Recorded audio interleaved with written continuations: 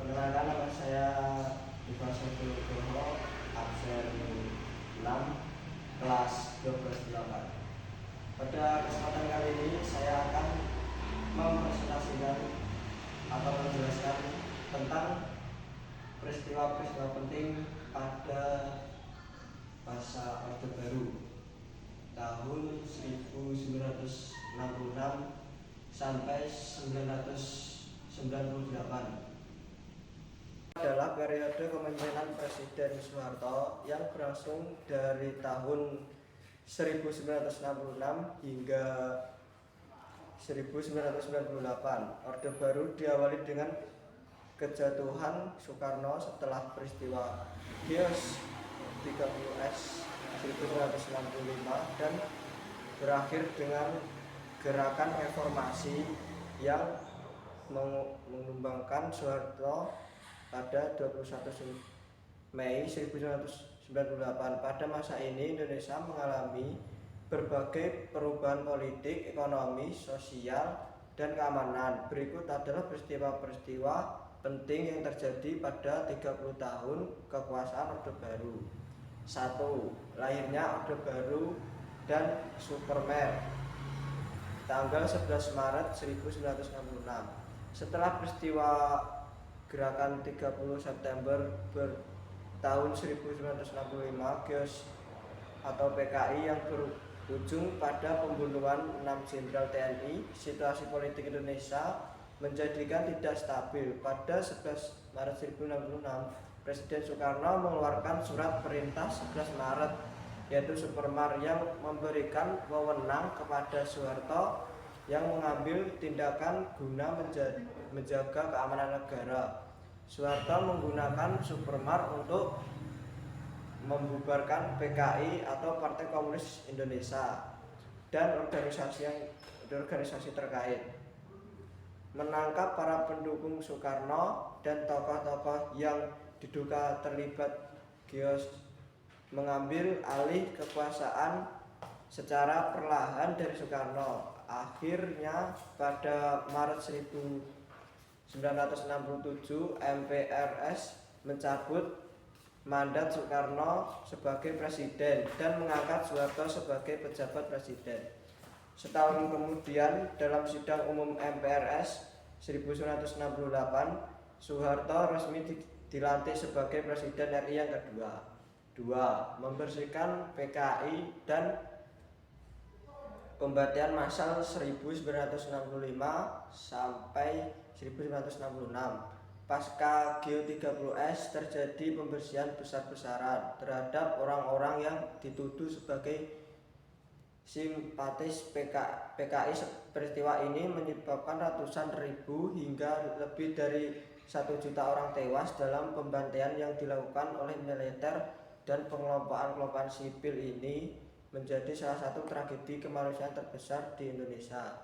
3. Pemilu 1971 dan didominasi oleh Golkar. Pemilu pertama pada masa Orde Baru digelar pada 1971 dengan Golkar sebagai pemenang mutlak. Untuk memperkuat kendali politik, pemerintahan Orde Baru menyederhanakan partai politik pada 1973 menjadi 3 kelompok. Golkar, kendaraan politik utama pemerintahan. PP, Partai Persatuan Pembangunan Gabungan, Partai Islam. PDI, Partai Demokrasi Indonesia Gabungan, Partai Nasional dan Kristen. Golkar selalu senang dalam setiap pemilu berikutnya berkat dukungan militer, birokrasi, dan tekanan terhadap oposisi. 4. Invasi Timur tahun 1975 dan integrasi ke Indonesia tahun 1976. Pada 7 Desember 100.000 Indonesia menginvasi Timur yang baru saja merdeka dari Portugal tahun 17 November, resmi menjadi provinsi ke-27 Indonesia. diterima oleh sebagian besar rakyat Timur Timur, memicu konflik bersenjata antara TNI dan kelompok partisan politik. 5. Normalisasi hubungan dengan negara tetangga. Tahun 1970-an, pemerintahan Soeharto memperbaiki hubungan diplomatik dengan negara-negara tetangga, termasuk ikut serta dalam ASEAN 1967 dan membangun hubungan baik dengan negara-negara barat serta Jepang untuk mendapatkan bantuan ekonomi. 6. Membangun ekonomi dan kebijakan represif pada tahun 1970-an hingga 1980-an.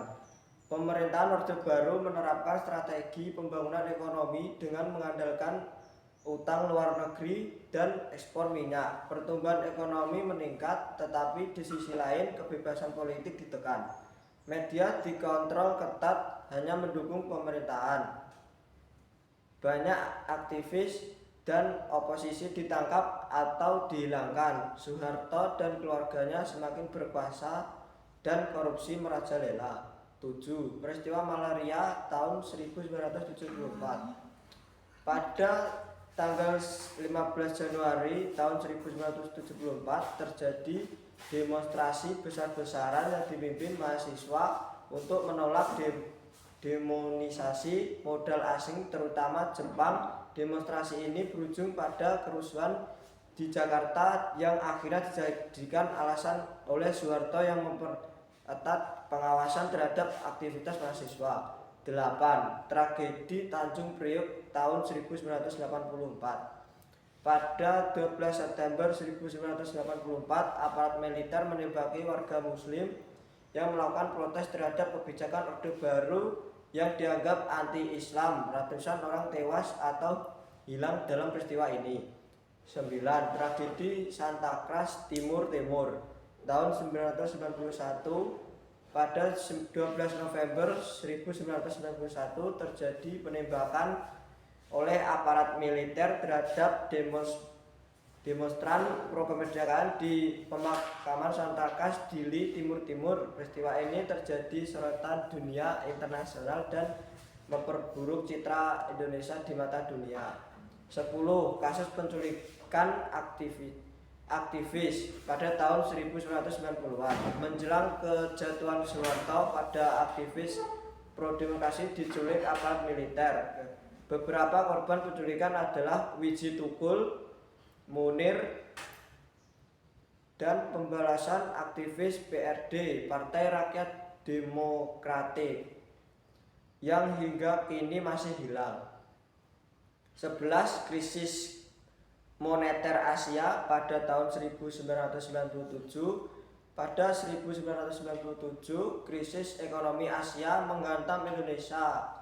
Rupiah jatuh drastis, terjadi inflasi tinggi, PHK massal, dan kebangkrutan banyak perusahaan. Kepercayaan masyarakat terhadap pemerintahan Soeharto mulai runtuh. 12. Gerakan reformasi dan kejatuhan Soeharto 1998. Tekanan dari mahasiswa dan rakyat akibat krisis ekonomi dan ketidakpuasan terhadap pemerintahan yang korup memuncak dalam aksi demonstrasi besar-besaran. Tragedi Trisakti 12 Mei 1998, aparat menembak mati 4 mahasiswa Universitas Trisakti memicu amarah publik. Kerusuhan Mei 1998, Jakarta dan beberapa kota besar mengalami kerusuhan, penjarahan, dan kekerasan etnis.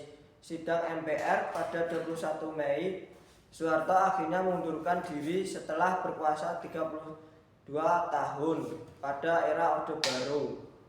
Dimulainya era reformasi.